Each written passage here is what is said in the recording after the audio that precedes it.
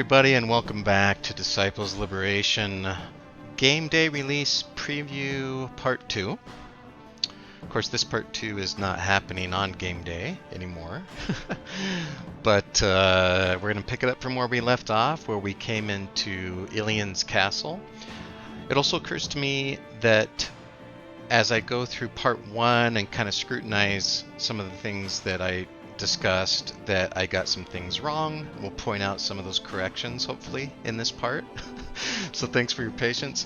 I've also removed myself from the video. I removed my webcam on Part 2 here just because I'm having issues today with webcam choppiness, which is odd because I have a decent enough rig and the camera seemed to work fine last time around. So that I don't delay this part 2 of the playthrough for an awkward amount of time, I'm going to go ahead and just make the recording without the webcam, so you don't have to see my mug, which is probably a bonus.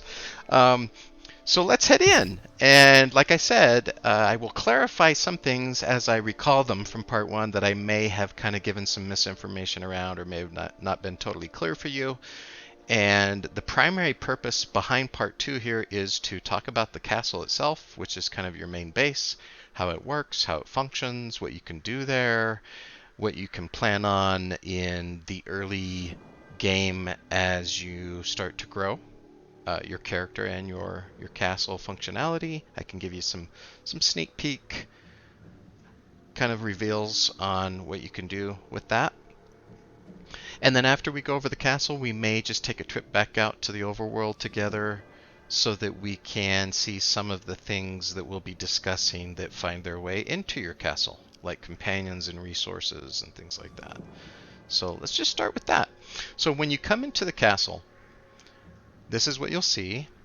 And I think it's kind of funny because it's got each building. So let's just start there. You've got 1, 2, 3, 4, 5, 6, 7, right? 7 places in your castle which can hold a building. That's including the main castle here in the center, which doesn't function in the same way as these others. So think of this, if you're familiar with the Heroes of Might and Magic games, or even like the King's Bounty game to a degree, Age of Wonders, these type of games, you've got your core cities, and your cities can be built up with buildings that usually give you the ability to hire different units. And then you usually have the functionality within your castle to upgrade the buildings that you've built to a certain degree, like maybe to a higher tier, and then you can get even more powerful units and this type of thing.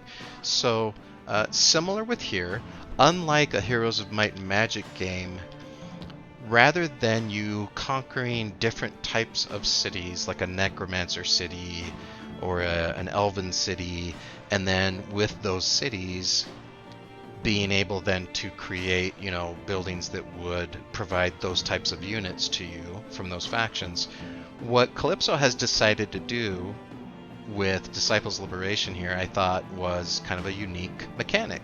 And so what they've done is created the phase out function, and we'll talk more about that in a little bit as we go over each individual unit building.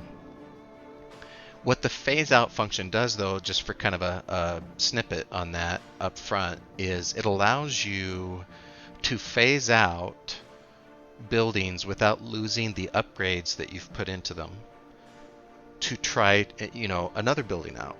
So for example, let's say I had all 6 of my unit building slots here filled, and let's say the temple was all the way upgraded, to the highest tier, and I had some really cool temple units and things. But I'm like, gosh, I really wish I could try a necromancer building, and I just don't have room for it. You could phase the temple out, and you don't lose any work or resources that you've put into it, and you could build a necromancer unit thing that you've discovered and try that unit out. So it's kind of cool. So it allows you to mix and match and try all the different faction units without having to have 12 different cities or whatever, if that makes sense. So and I'm exaggerating there. What is it? 4 or 5 different cities. So it's a new mechanic for me. You guys may be familiar with games that allow you to do that already. I think that's kind of a cool new thing. The funny thing to me was that I was going to say earlier is it looks like there's like neon lights like neon tube going around the edge of these buildings. But I like it as a visual cue because what they've done is the ones that are pinkish in color here, lavender, whatever that color is, are built. And then these two yellowish gold spots here are not built out. So you start with the castle, with the core castle itself, 4 unit buildings from different factions that are built at tier 1 for you, and then these 2 empty spots. So as you unlock essentially blueprints for other unit castles, or unit buildings I should say, as you explore, you can build those in the 2 empty slots. So that's kind of a cool idea, I think. So let's go into the core castle. You'll initially get this tutorial kind of box here, and I think it's important. It points out some things, not all, that you can do in your castle here. So what we're presented with is the castle is the place to perform a variety of actions, talk with your companions. So let's just go through each of these bullets really quickly because you'll see, we'll go into each of them in the castle itself and talk more about it. But talking with your companions, so you first start with Orion, obviously, and as you talk with Orion, aka Ori, you will find out more about kind of his background, your childhood together, etc. It progresses the story about Orion. It gives you a little lore and background about that character, and then sometimes it will open up, you know, different dialogue options and so forth, where you could maybe, with a different companion, for example, you could maybe open up a mission, or you could open up an area to go explore together or something like that. So the talking with your companions thing can be significant and useful, besides just, again, you know, learning more about their background or whatever from a narrative point of view. And oftentimes, as we face right now, actually, coming through the portal and coming to Yllian's castle, oftentimes you have to talk with a companion to move the story forward, period. And so right now, you'll notice that if we talk with Orion, we will move to the next step of the story, which we're not going to do right away because we want to check out all the buildings and things first. But that's kind of that idea there. And it becomes kind of like a go-to place where in one screen you can see all your companions there and you can talk to them, etc. Within the castle, you can also research new spells. And the way spells work, again, kind of a short callback to part 1 when we showed the spell book for Avyanna, and it didn't really have anything in it yet, although you could see grayed out the spells that you could eventually learn, you know, as you go through the game. You will note that some units in the game, including companions, they're kind of like caster type units, and they will have what you could describe as spells in the form of skills that they can cast and use in combat, etc. But they don't really have access to the full-blown spell book. Only Avyanna, the core character, has access to the spellbook. And so this is where you would research new spells. We'll talk more about that as we go into the spells and how you need blueprints and so forth, and how you get to learn those. You can reassign your skills. It could say skill points here. And so you'll recall the skill tree screen that we looked at earlier. And you can go into the castle, and for gold, you can, just like a lot of games allow you to do, right? You can pay some kind of resource and basically reassign your skill points, which I do like that function. You know, none of us probably loves the fact that you have to pay gold for things, but I do like the option to try out different skills rather than feel like you're locked into the skills that you've invested in, especially when there's unpleasant surprises, right? Like if you buy a skill that's basically a 1 or a 0, for example, and you're like, oh man, I never used that skill, or, you know, this turned out to be not good for my playstyle, or whatever, you can retrain. So that's cool. You can also gather resources. We will talk about that in detail and how resources work. And then you will train your companions to increase their level. It should also say train units, and we'll talk about how training works. And then it says right here, to discuss the next step in your adventure, speak with Orion. So we won't do that yet. That tutorial screen goes away. It doesn't come back, I think, unless you reset tutorial. And you've got these options that we just talked about. So let's just dive in really quickly, one more step on each of these. So meet companions. So right away you can see that theoretically you have the ability to meet what is that, 9 different companions in the game if each of these slots can be filled. And so just interestingly, Orion is in the second slot here. You would think he'd be right here. I don't know, whatever, it doesn't matter. And so like I think I may have told you in the playthrough part 1 overview, I have met at I think 2 more companions so far. I won't tell you who they are yet. And I guess I get to potentially meet a lot more, which is kind of cool. And so if we went into the dialogue with Orion, which we're not going to do right now, it's kind of like a dialogue that you see in game, you know, when you have different options, questions you can ask, etc. And like many of those, some of them will have the double horns, some of them will have the ring, which is kind of like I think it's a halo actually instead of a ring, which is like the good answer. And then I think I incorrectly explained the angel wing looking one as being good. The angel wing looking icon is, as the developers explain it, the Avyanna-esque attitude. So that like if you wanted to play through the whole game, answering the dialogues as if the true to form Avyanna character was playing, then you would click always the winged, I think they're wings, icon answer, right? So it's the halo, looks like a little ring, that's the good, the double horns, that's the bad, and then you'll see some occasional opportunities to lie and things like that in there. So I got that one kind of wrong in the first part. So we'll come back to the screen later. Train companions and special units. I have not acquired what they might be terming as a special unit yet. I don't know what that means. I have acquired, as I said, 3 different companions. You start with Orion. And so a high-level thing to know about training to begin with is any companions or units that you have with you are going to automatically level up with Avyanna. So as you adventure, you know, when Avyanna turns, you know, level 2, level 3, etc., any companions and units that you have with you will automatically level with her. Anybody that's kind of left behind back in the garrison will not level, and you'd have to come back here at some point to your castle and level those characters manually. And so let's say I hadn't, you know, brought Orion with me much, but I brought another companion along. I came back. Avyanna's now level 5. All the units that I had been traveling with would automatically be leveled with me, which is kind of nice. But Orion would still be level 1. So then I'd have to come in here and spend resources to train him up if I wanted to do that.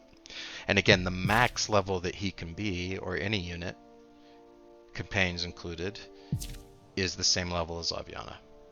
So that's kind of a quick overview of the, I guess, training structure, if you will. And then research spells, we talked about that. So right off the bat, you'll see kind of the 4 spell categories here. I think it's interesting that the one that's already selected doesn't have a tooltip when you hover over it. So you can have to go to the next one, which is divine spells. Now if we come back, we notice that that's twilight spells. But if I hover over the one that I have currently selected, I don't see anything that tells me that's divine spells anywhere on the screen, which is kind of interesting.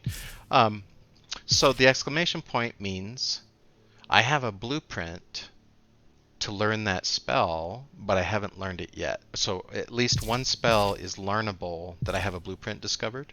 So it could be 1, 2, 3, whatever it is. In this case, if you remember, when we ended part 1, we got our first 3 blueprints. So these are the exclamation points around those blueprints. So we didn't learn anything in the primal spell spot yet, but we learned 1 twilight spell blueprint, Waning Bolt. We learned Word of Divine Power for the divine spells. For the primal spells, yeah. Oh, we came already knowing Selonial's Mist, I guess. And then for the unholy spells, we unlock the blueprint for summon Lesser Devil. So just starting at the front, you've got to do 2 things to be able to cast spells in combat. I guess really 3 things maybe. Some spells require a specific skill to be able to learn that spell. If you look over Waning Bolt, you also see that you have to have your castle at tier 1, which I believe is where your castle starts. So hello, you can obviously check that box. And we acquired the blueprint. And then it costs some kind of resources to learn that spell. So in this case, it's 500 gold to learn Waning Bolt. So I have to have the blueprint, meet the requirements, and pay the resources and actually research it, and then I can cast it in combat. Okay, so when I first did this, there was a little moment of confusion because I came in here and I clicked the research button and I'm like, hello, it's clickable, but I'm not learning the spell. And then the super smart me looked down and I saw in brackets down here, hold. Oh, I have to hold the button on the research. Oh, okay, now I learned the spell. I'm not sure why that design choice was followed. Maybe they wanted this feel that like there's a process happening, right? There's a circle turning, like you're studying or something.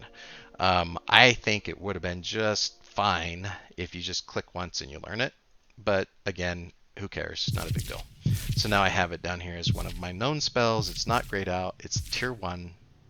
I assume, like other types of games like this, that you can increase the tiers of existing spells, or I should say assumed past tense, but I don't have any evidence that you can yet. So what it looks like is that's all Waning Bolt will ever do for me, is it will cost 20 damage, and it will do divine and unholy damage of how much I don't know, and it will inflict a weakened status on the target. But I don't think like you can actually upgrade Waning Bolt itself to tier 2, tier 3, etc. What you can do is unlock more powerful spells that are separate spells at these different tiers. That's my assumption right now, just because like I said, I have not, even like with my level 13 character who is now almost level 14, she so far has not found a way to actually increase existing spells, just learn new ones. So we'll find out, eventually. Okay, divine spells, same thing, same type of requirements, research. And then unholy spells. And a quick note with the unholy spells on Summon Lesser Devil. So you have to be very careful and read the requirements within the spell itself. So I've learned it, I can now cast it in combat, but there's a requirement in combat to be able to cast it. In this case, there has to be at least one unit on the battlefield that has the confused or burning status. If they do, then you're able to cast Summon Lesser Demon or Devil, I keep saying Demon, Summon Lesser Devil into the battlefield. I didn't realize that or read that at first. I had the spell, I'm like, how come I can't summon a devil in here? And then I saw, oh yeah, okay, somebody has to be confused or burning. And then in the next combat, when someone was confused or burning, I forgot about it because I hadn't been able to cast it before. And so, out of sight, out of mind. You get the idea. Just keep in mind things like that. That's kind of all I want to talk about with spells in the castle right now. You can see that you can... well, maybe, hey. Passive effect, grants plus research to constructor. Okay. So the castle tier itself, the main building tier, it says tier bonus. Makes it sound like you get a bonus to your spells as well, but the only bonus is that you can now research tier 2 spells, not that it increases the power like of your tier 1 spell. So again, maybe you'll discover that if you get the game and you figure that out. I'm sure I'll discover it myself at some point. That's the quick research spells overview. Resources, let's talk about resources. So there, as you can see, 7 different resources in the game. Gold, iron, wood, arcane flux, divine essence, primal essence, unholy essence. And so as you are adventuring on the Overland map, and I've also seen resources in dungeons, you will find these resources. And kind of like, again, hearkening back to a Heroes of Might and Magic type game, or even games like Age of Wonders, you'll see little piles of resources on the map. You can click on them and pick them up. Those resources will come back to your castle. I right into your, I think those ones you pick up come right into your, what do you want to call this, resource repository or resource silos, or yeah, there's probably a better name for it. And then you will also find buildings very reminiscent of games like Heroes of Might and Magic, where you'll find like a wood cutting lodge, or a lumber mill, a blacksmith, or an iron mill, gold mine, stuff like that. And when you secure those, you will get so many resources per hour. And so if I have 2 gold mines, I'm sure I'll get more gold per hour, right? I don't know how much gold per mine. Maybe it differs by the mine that you find, etc. And so the way resources work is, as you gather those resources, you're only able to hold so many in queue. And then when the queue is full, you'll stop gathering. You'll start accumulating, I should say. And then you have to come back, visit your castle, and click the gather button to actually gather the queued up resources that have been waiting for you. I'm not a huge fan of that. I think if I'm out and about finding gold mines and exploring and finding wood, and so forth, like lumber mills, etc., whatever I'm gathering ought to just funnel into my stockpile of resources, I would think, rather than having to come back to the castle and literally click the gather button. My guess as to why the team did that may be to kind of encourage the player to come back and visit the castle more often than they may have, to just kind of make sure they kind of come back here and manage things. I'm not sure that's I feel like that's more of a stick than a carrot. Hey, you have to go back to your castle and click that gather button to be able to actually bring these into your stockpiles. But hey, whatever. I'm also not quite sure yet at level 13 what the red and the white mean. My guess is, as you're out adventuring, if I come across, let's say, a gold mine that's, being occupied by monsters or whatever, it will appear red to you, like on the map, so you have to fight to take that over. Maybe that's the number here. Like, so if I've come across 2 populated gold mines on the Overland map that I haven't taken control over yet, maybe I would see a 2 here. And then as I go take them, maybe the red turns to white, right? Now I have two white mines because I took them over, 0 red mines because there's no enemy occupied mines. That's my guess. I haven't tested that theory yet, but that's the idea. And then of course you can see your current stockpile of each of these resources up top. And I do think you start with bonus stockpiles when you buy the digital deluxe version of the game. And so that's another reason to do that. And then finally, reassign skills.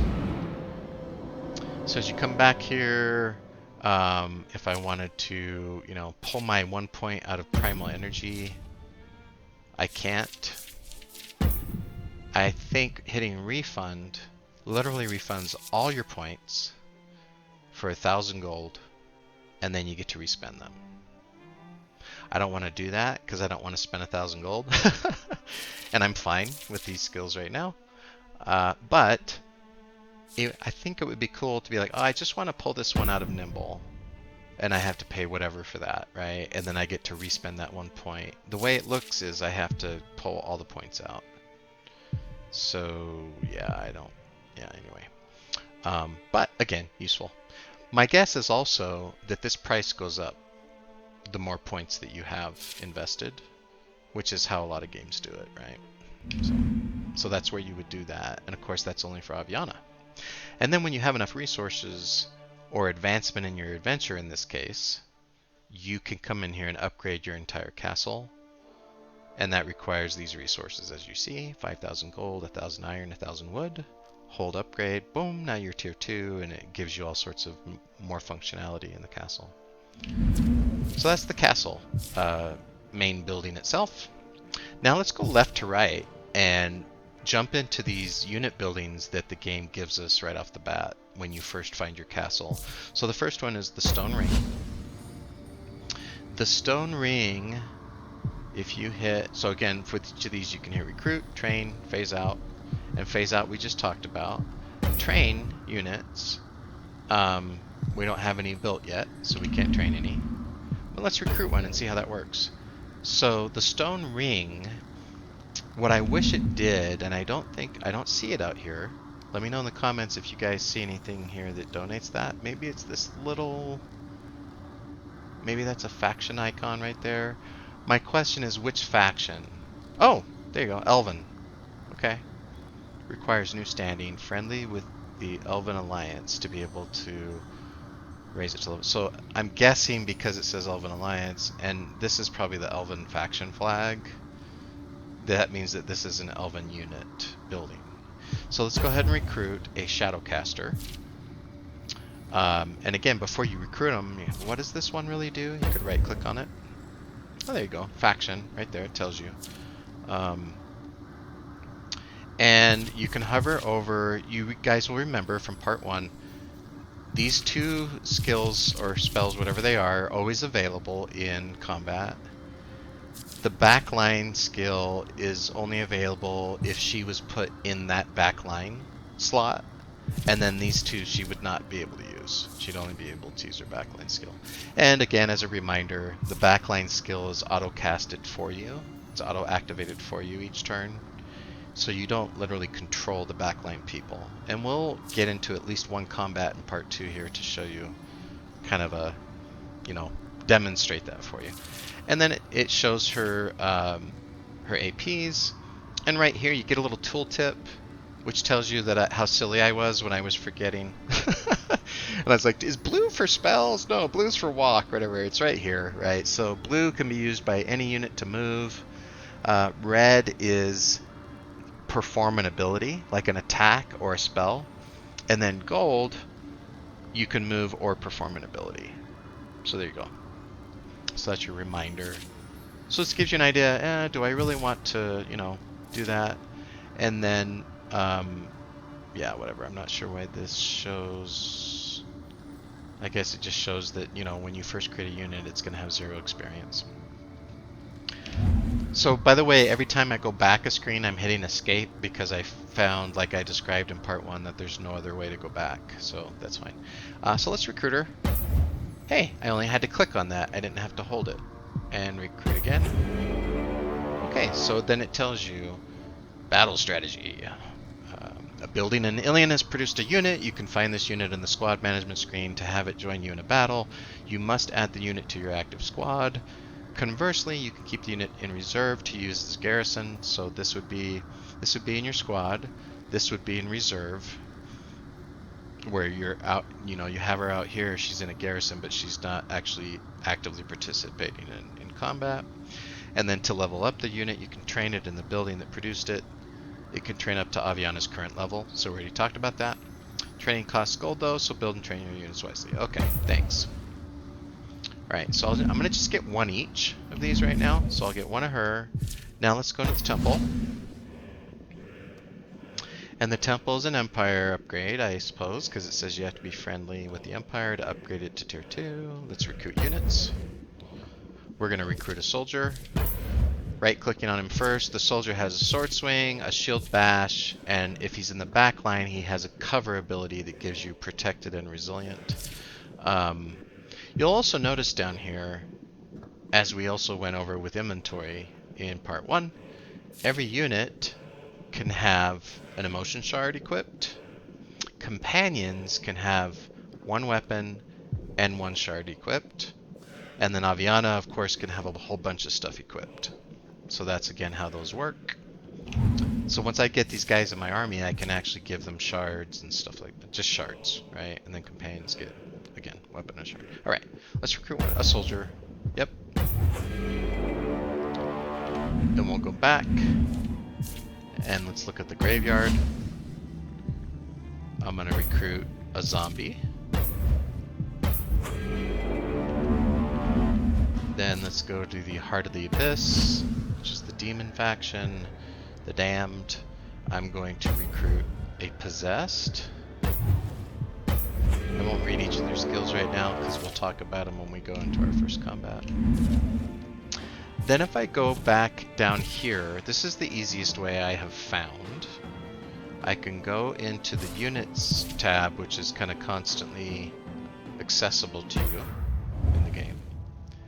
And here I go, I've got these new units in my army, and I can put them in here. Now remember that who I can populate into my front line is dependent on my leadership that's available. Right now, Avyanna only has 10 leadership. Back here, they don't cost leadership. So you can automatically think of an early game strategy that you would probably want to do, where you'd be like, you know what, I'm going to put as many people as I can afford with leadership points in my front line. In the back line, I want to fill that with 3 people, right? Maybe 3 of the same units if I really like their backline power, or 3 different units, which is what I've done in my early game. And then, hey, let's fill those spots, because why wouldn't I get a benefit of those, even though they cost gold, when they don't cost me any any leadership, right? And then I'll put as many people in here as I can. And so if you hover over the unit, it tells you how much leadership they cost. So she's 10 right there. So she would cost all my leadership to add her to my army. So would each of these dudes. So I get to only add 1 person in here. But guess what?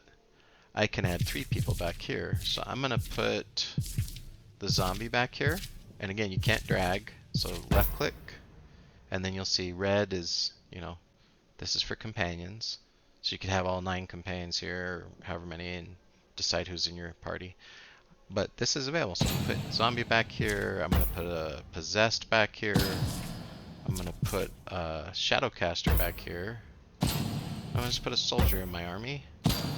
Now I'm maxed out on my leadership because the soldier costs 10.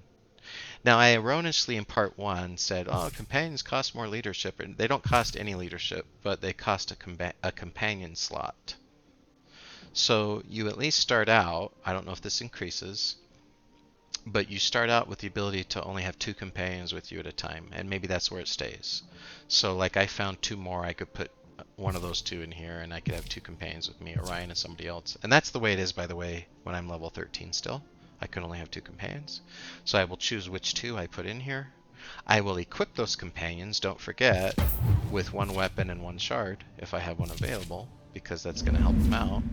So equip both of those companions that you find, and that, so you're maxing out your companion slots. You max out your back line, all 3, and then put as many people in the front line as your leadership will allow. And again, for me at level 1, that's just 1. So this is kind of what you should look like in your first army, and you can save that configuration. Now I could go hire more units, put them in my garrison. I initially thought, and who knows if this is the case later in the game or not, but like other games like Heroes of Might and Magic, my brain fell back to that with the idea of a garrison, and I thought, oh, I want to leave some units behind to defend my castle. And I don't think you ever have to do that in this game, because it's like this mysterious, only, you know, Avyanna and Orion know how to get through the portal back to the castle kind of place, so nobody can just get here and fight you, as far as I know. And so having them in the garrison more just gives you kind of like a sideboard, like we talked about earlier, where you can mix and match units in battles, rather than you're defending your castle type of a garrison, if that makes sense. I mean, so theoretically you could have this whole thing full of units if you have the money, and just swap them in and, you know, mix up your battles, see who you like, and so forth. And so, yeah, we'll just start with this. And then, as mentioned, these are empty. And you can see right off the bat, I imagine more of these types of buildings might become available over time, but right now, Blacksmith and Marketplace. So, I have found the blueprint for both as I've been adventuring, and it tells you what you can do with these. So the Marketplace allows you to hire mercenaries, so they may already be like a certain level, you know, level 3, 4, or whatever they are, of mercenary, oftentimes of a unit type that you don't even have the building for. So that's a cool way to find out, you know, how other units are. You can literally buy new equipment, the kind of stuff you would find while you're adventuring, boots, armor, shields, swords, whatever. You can also buy resources. So far I've seen the only thing you can spend for resources, I think, is gold. So you can buy wood if you're low on wood, you know, that type of thing. So it's not a true, as far as I've seen so far, it's not a true conversion type of a marketplace where, like in Heroes, you could exchange this for that. I think it's just based on gold, but I'll find out. And then Blacksmith, you get the idea. You can upgrade equipment. You can merge emotion shards. So if I have 2 orange shards and I want to merge them into a single better orange shard, I can do that. And then I can also upgrade existing equipment. And I believe I told you guys in part 1 that you can also upgrade like epic equipment, like the kind of equipment that I got with the digital deluxe edition, stuff like that. So it doesn't seem to be a limit per se. Like there's a type of equipment that you're forbidden to upgrade so far in the game. But we can't open those yet. But theoretically you would build, you know, I have my blacksmith here, my marketplace here, and there we go. So let's go talk to Orion because we were told that we had to do that to advance the story. So meet companions, click on Orion. Weeks pass, you train tirelessly, blah blah blah. I'm not going to read this to you. Look, a map of Nevendar, but if it's accurate, the city is at the center of the world. How has no one found this place? Back when I first got here, you said something that's been playing in my head. It was fate. What's our fate? And again, so this is the Avyanna-esque response. To build a new home. Horns. To build an army. Halo. To liberate the world. And then I sound crazy, I know. So the first and last choices are Avyanna, to build a new home. Okay. Home. Right. Blah, blah, blah. Okay, fine. The Empire's going to be looking for us. They always find what they're looking for, even here. Well, I don't know if they can find that place. I don't know. Who knows? Alright, blah, blah, blah. You guys can read through that later.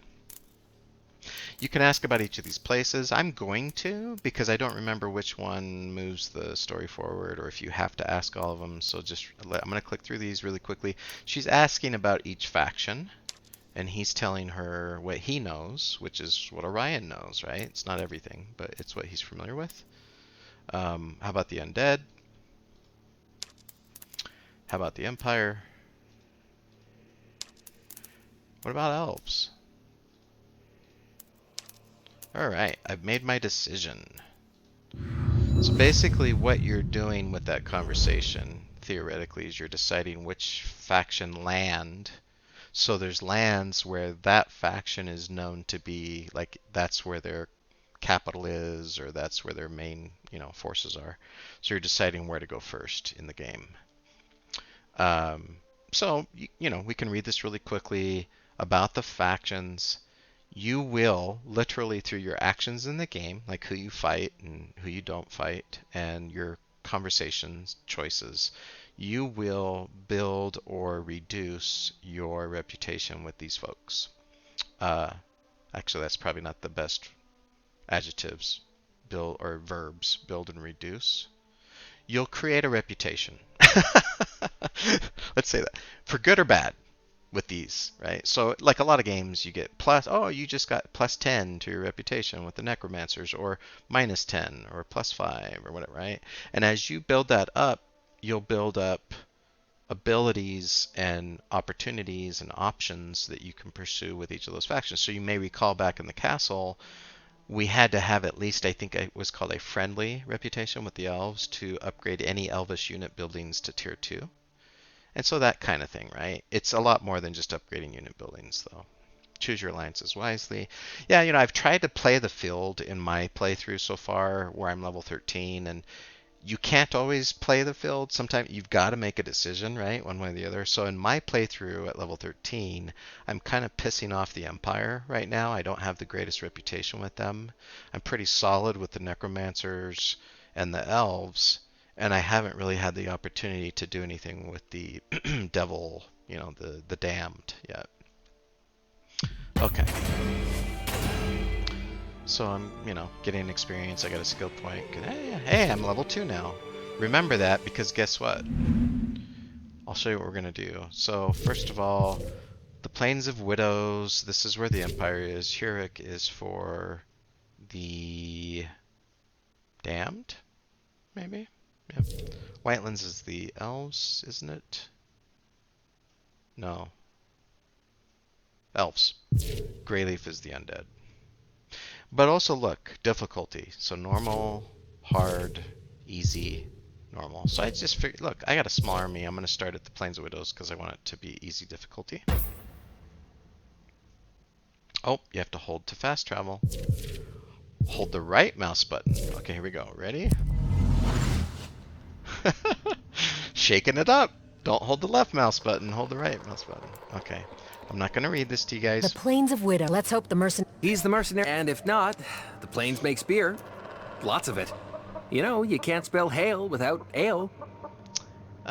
You can have some romance options in the game. I have not selected a single romance option yet. I'm kind of leaving that for a little later. Yeah, let's talk more walking. We might still get there before nightfall. Let's off. Let's off. Has anyone ever heard that phrase? I've heard let's be off. Let's take off. Let's go. Let's off. I don't know. Maybe that's a common phrase in certain cultures. Let me know. It was new to me. Portal, okay, what it's talking about is right down here at any point. I don't know if you can do it in dungeons, but you can do it in the Overland map, which is, we're in the Overland map now. You can click here and you can portal back to your castle. Guess why I'm doing that? Because Avyanna is level 2 now. Guess what that means? I, whoops, can train my units to be level 2. So you may have seen that took 15 gold and 15 wood, so it was pretty cheap. So let's go into each building. I haven't really found a quicker way to do this. Maybe it's quicker through the unit screen. Let's check it out in a second. Go into the unit screen. Yeah, so you can see all your units. Let me see if I click on this person. Right click. Nope, can't train them there. So you literally have to go into the building. So they were up here, the demon chicks. Train. Click on her. Now again, like I said before, if she was way behind, like let's say Avyanna was level 5 and she's level 1, I could keep hitting the right arrow and go all the way to level 5 and it would tell me how much it would take and I could train her all at once. And I think that's it. I think everybody's leveled up. So recall these guys, Orion and our soldier, are both automatically leveled because they level whoever's in your Frontline levels with you. Whoever's in your backline, like we forgot the zombie, does not level with you. Zombie. Don't ask me why. Train. If you're like me, you could probably see an option in your mind here, right? Like go to the castle maybe and say train all units. Nifty, huh? Yeah, that would be nice. Okay. I'm not going to go in here yet, but guess what I saw now that I come back to the castle? Yllian's vault. So you can explore an ancient vault in the basement of the castle. There's nothing you can do with it yet, but I encourage you guys to go check it out because then you'll discover, hey, maybe I can do something with this at this point in time. So I'm not going to spoil that for you right now. So now let's click the portal again. And it will take us back to where we teleported from. And what's cool is it's literally where you were on the map, right? So if we were down here, it would literally put us right back here. It doesn't show portal open like Diablo or something like that, but you come back right to where you were. And remember, it was a lot bigger in our vision in the dungeon, but here's a health fountain. So they're in the Overland map. You may recall, as I move around, what's the difference? Well, I have center camera. Love it. So the camera follows me on the Overland map and I stay in the middle of the screen, which is terrific. It doesn't do that in the dungeon. But I also, oh, look at that. There's edge panning. Holy crap. There's edge panning on the Overland map. Did they just add that? I feel like they just added that. Okay, I don't know. I feel like that wasn't there before. Remember how ticked off I was that that wasn't? Okay, anyway. So let's go have a couple conversations. But by the way, oh look, that's weird. Now the map isn't following in the center with me. What happened? I don't understand. I have edge panning, but I don't have center camera anymore. What happened? Oh. Weird. I don't know, guys. I don't know about the navigation. So, again, like I kind of told you before, WASD. I just move the map around. Hopefully I'm not making you dizzy. And literally, like, I'm hitting W right now while I just do that. Whatever. Whatever you want to do. Let's go talk to this dude, okay? Sound of your horse's hooves, blah, blah, blah. Judas, I think. Judas of the farm folk. If you're a raider, I have nothing to raid. My name's Avyanna. I'm just passing through. Apologies. Name's Judas. Okay, anyway. Enough of the stupid, cheesy, voiceover. Alright. Why you okay, I'm gonna go through this really quick because he gives you, like, a quest. Blah, blah, blah. Just to show you how the quests work. Who's the Reaper? Blah, blah. Pay or sharpen that blade. Alright. And then you have your first kind of choice here. Okay, we'll kill them, which is the... not the rebels. I probably went too fast through the story. We'll kill the Reaper, we'll kill the rebels, or we'll kill them. I forget who them are. But we'll kill the Reaper. Or I'm not getting involved, dude. See ya. We'll kill the Reaper.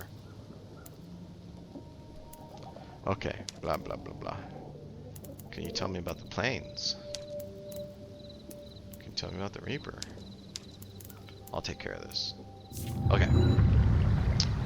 So, confront the Reaper. If you hurry and hit escape, it will highlight that mission, you would think.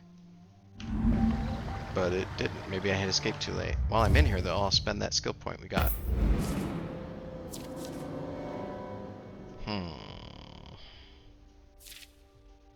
There we go. Twilight Might. No new exclamation points, so no stuff that we can equip. Remember, do we have any stuff for these guys to equip?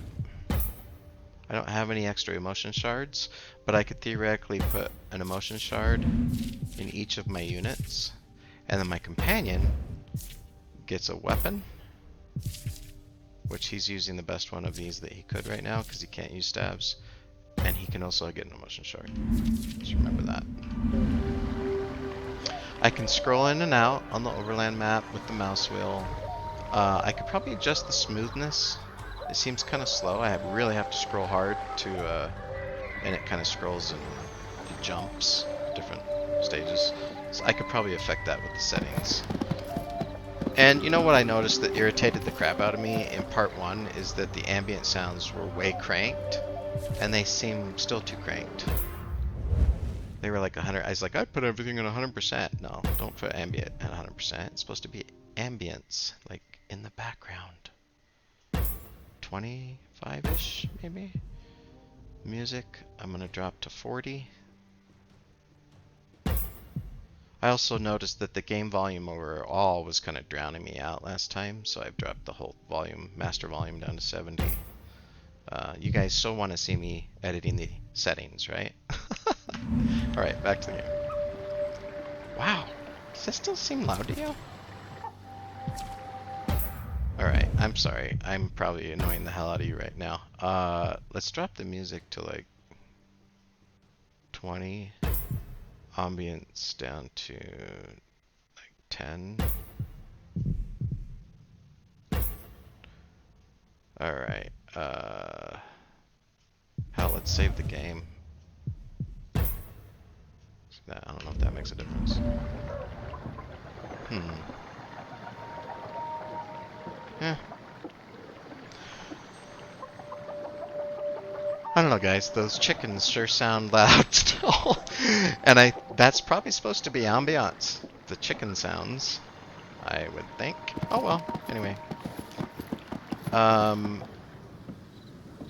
So you can talk to any, obviously, like any game. Question mark means, you know, You can go talk to him, figure out what is available in the dialogue. An exclamation point you'll see sometimes. That means they definitely have a mission for you. Okay, hold on. I'm gonna see if I can chop those chickens and whatever windmill sounds down. Maybe they're considered sound effects.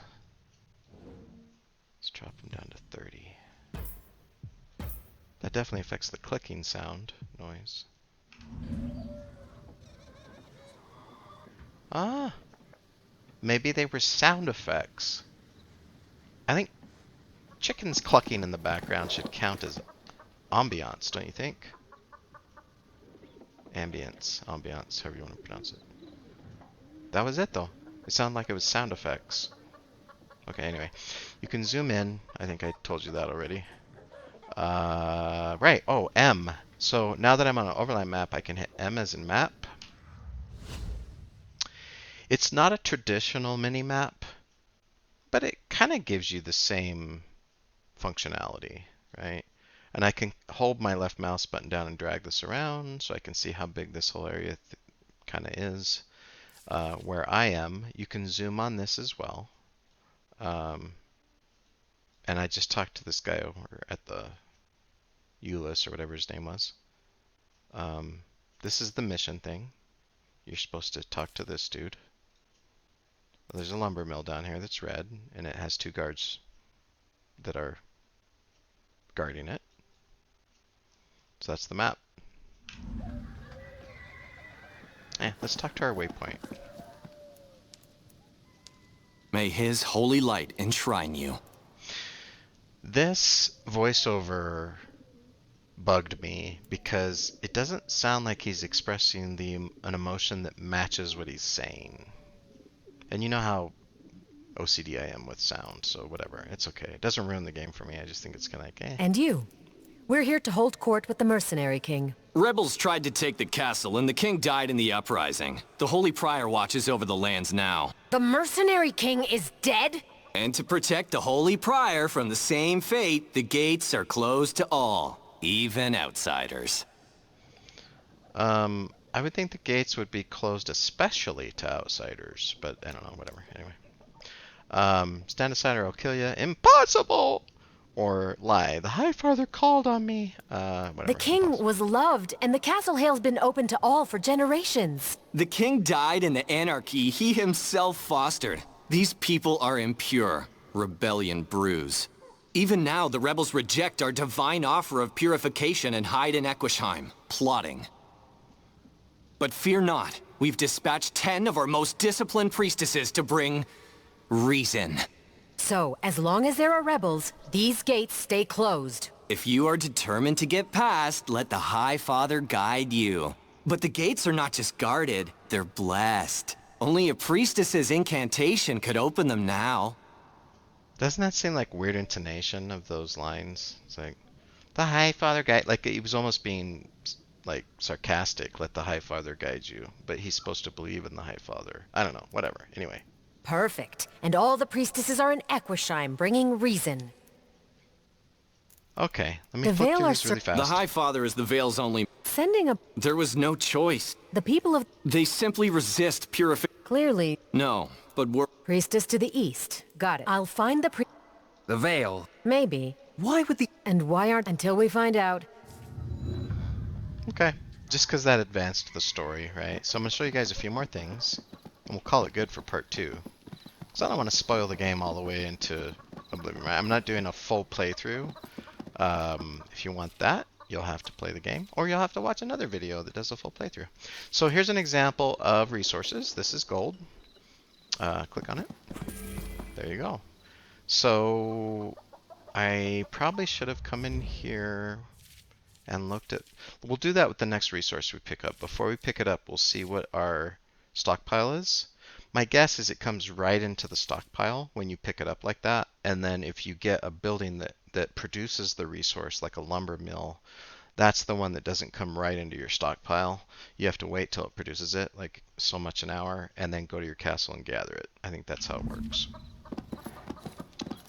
Whoop, yeah, I forgot. I can't just... Yeah, see, that's... I don't know.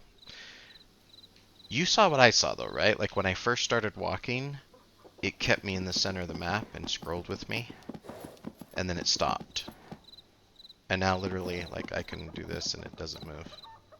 I literally have to hit W, or I can do the edge panning, which, yay, like I said, that's nice, but the whole center camera view, center camera lock went away, which is kind of, yeah, weird. Okay, so before we pick up this wood, we have 5970. I picked up 500. Yeah, so if you pick it up on the Overland map, it goes right into your stockpile. Okay, that's fair. And then I want to capture this. So let's do this battle, because I want to. This will be the first time you guys get to see like backline skills and things from the player's perspective. And by the way, you see little icons with the little archer on them? That means these three guys are in my backline. And then these guys are in the front line. So let's click on it. And it tells you, bypass easier battles. At some point, your formation might be more powerful than the opposing force, way more powerful. When that happens, the Conquer button is enabled. We talked about that in part 1. When using the Conquer option, you automatically win the battle. Go to the victory screen. You'll receive the same rewards as if you had done the battle manually. The Conquer option is also disabled for battles associated with main quests, companion quests, and side quests. Okay, so that's good. So you have to battle turn by turn if it's quest related. If not, you can hit Conquer. What it doesn't mention here, which I mentioned in part 1, is that your guys don't even get hurt. Like, you don't get any lost hit points or lost mana or anything like that, which is nice. Okay. But there's a Conquer available. Hey, first time. And then Retreat, which again, we talked about. And then here, I could edit if I wanted to sideboard some units. Like, you know what? I haven't tried the Demon Chick in my Frontline yet. So I'm going to take him and put him in the back line, put her in the front line, that type of thing, right? But we're going to leave it as it was. And we're going to go ahead. I hit escape. Now I'm going to hit ready. And this is going to be our first battle since we went to the castle. So you maybe didn't see that, or maybe you did. So these guys, a couple of them already did their powers. So we have... And you can't, I forgot, you can't hover over them and get a tooltip when they're back here. One of them gave us this unholy protection. I think the zombie, he's motivated all the time. One of them gave us evasive. So it just tells you your total buffs. It doesn't tell you where they came from. Because he has some of these buffs because of these guys. So, you know, and then if I hit escape, units, so we can remind ourselves, his backline is, he shoots a rotting stench at, I guess, a random unit. And then they have an ongoing effect that they do 15% less damage. And then her backline is demonic strength, grants physical might. Okay, so at allies, 2 allies until the end of the battle. So that's cool, because physical might gives them plus 25% damage. So that's why Orion, when we hovered over him, it said he had physical might. And then her power is she gives shadow armor, grants unholy protection, which gives them plus 15% unholy resistance, which is only going to matter if you're fighting like Undead, and then 10% chance to dodge any attacks with evasion. So that's cool. So why not use them every turn, right? Throw them back there. Okay. So really quick, let's get this battle out of the way. You mess with Abby, you mess with me. And Now you see me. Avi's gonna run and get Move Orb of Inspiration. And then wait. Oh, by the way, here's her spell book. So she can cast that heal spell, Waning Bolt, Word of Divine Power, and Summon Lesser Devil if someone's confused or burning. How about Waning Bolt? Oh, it only goes in a straight line. You can see kind of the highlighted hexes. So where she's standing, she can't do it. So I should have planned ahead. That's okay. I'll wait. All right. This guy will... We will be victorious. So Glory he's and having honor. that damage happen There to will him be no surrender. because of the zombie. I don't know Pressing if you the heard the zombie. enemy. We make our stand here. The zombie was like, "Arr," when he does his backfire skill, and he's the enemy that took the damage. So you should be able to hover over him. It says he's poisoned. It deals unholy damage at the beginning of each turn. Doesn't tell us how much damage. And he does 15% less damage. So that's from the zombie. Okay. Let's move her down here Moving. and do her clearing strike. Stand down. And then he's flanking because this guy's on the exact same, or the exact opposite side. Feel the snake's bite! Which literally brought that guy down in one spot. Then it tells you about the graveyard. Now I haven't really used this yet.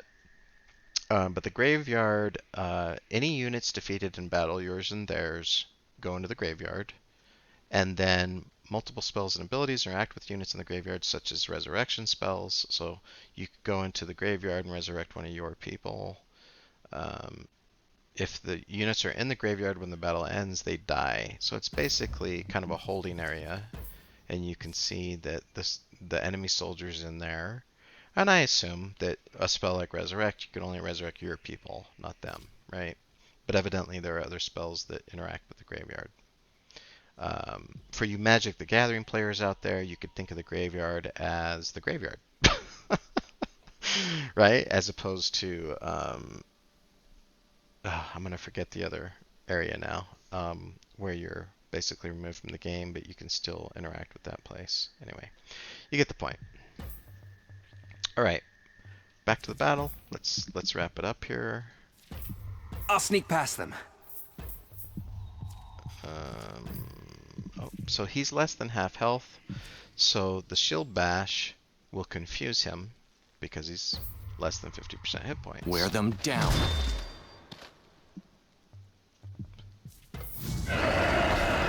That's the zombie casting his ability. There will be no surrender. And then check this out. Since there's a confused person on the field, I'm going to tell Orion to wait. Him to wait. She should be able to cast her demon spell now, right? Because there's a confused person. Summon Lesser Devil. Let's put him right I here. am Avyanna. Hey, check it out! It's the first devil that I've cast. Oh, and by the way, any creatures that you cast into the battle, or that come into the battle on your side for some reason, they automatically will be granted the buff from the backline people who give buffs. So he got physical might from this chick and unholy protection from this chick, right? Or vice versa, whatever. Doesn't matter. Right when he came in. And it looks like he's an archer, dude. Interesting. And what are his skills? Bow shot, poisoned arrow, and then if he's in the back line, he gives you primal protection and burning. Okay, interesting. All right. Cool. Poisoned arrow.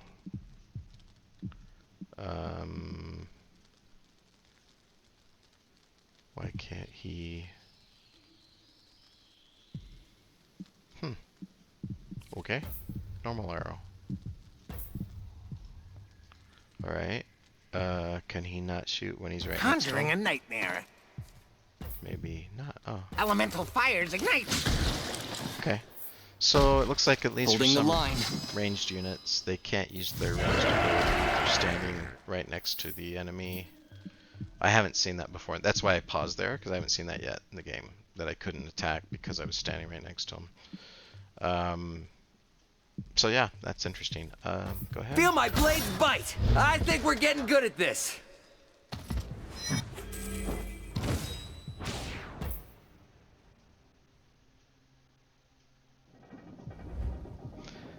Alright, you've captured your first buildings. building. Captured buildings will produce resources for you. Each building produces a single resource over the time, increases the maximum you can amass of that resource. Once the maximum is reached, buildings will stop producing. Be sure to go back to the castle and Yllian to gather these resources that you captured. So it sounds like each lumber mill, for example, that I gather increases the total resources I can gather per hour before I have to go, you know, push them to the stockpile. Okay. So that's an example of catching a building, or capturing a building, rather. And what else do we want to look at as we wrap up part 2? That's pretty much the core features of the Overland map. So, more resources. There's another building we could capture. You can kind of get a glimpse of the people in there right then. You know, and I guess if you wanted to, hey, let's take this. You're like, oh, I can't do Conquer? Maybe they're tougher than I thought. I'll retreat. I guess you can just back out. Choose not to fight. It's the first time I've ever clicked the retreat button. So that's something. And then we can heal. They do tend to place healing fountains in enough places around that you know, heal your units often enough. Let's go back to the castle as we wrap up part 2. And let's see what we can do here really fast. So if we come in here, train companions, no. Research spells, no, we didn't find any other blueprints. Gather resources. So if we look at wood, with 1 wood, we're able to gather a total of 250, with 1 lumber mill rather, a total of 250 wood before we have to click the gather button and clear it out and let it start to build again. So there you go. There's the red numbers. So we know in this region that we're in, that's where these red numbers bumped up. So there's got to be 2 more lumber mills, or 3 more lumber mills. I guess that's probably what that means. 3 that we haven't captured, 1 we did capture. And that the 250 goes up as well, the more that you capture. And they come back in, you click gather. It's not even up to 250 yet, but if I hit gather, zeroes it out. It takes those 11 or whatever that had queued up and throws them into your stockpile. And that's how the gather works. So I usually just let this roll, right? Go adventure, go do a mission, whatever. Come back to the castle at that point, do some training, hit the gather button, gather all my stuff, go out. It's kind of just a routine that I got into. Yeah. And I think that's kind of it. Yeah, I mean, let's look at our units really fast. She's still only level 2, so there's not a whole lot we can do with that. And then when we're ready to go back, we click the portal. It takes us right back to where we were. And we're on the map. So there you go, guys. If you want to see anything else in the quote-unquote game day release, even though it was yesterday now, game day release overview of Disciples Liberation, let me know, and I can jump in a subsequent, 3rd video here. I'm also up for doing short videos, 5, 10, 15-minute video on a particular thing if you're curious about a certain aspect of the game or whatever. And I hope to see you guys again sometime. You know what they say, I guess. It's kind of the trendy thing or the expected thing to say with YouTube channels. Subscribe, like. That'll help other viewers know that this stuff is out there if they're interested. And appreciate you guys dropping by. Talk to you later, guys. Bye-bye.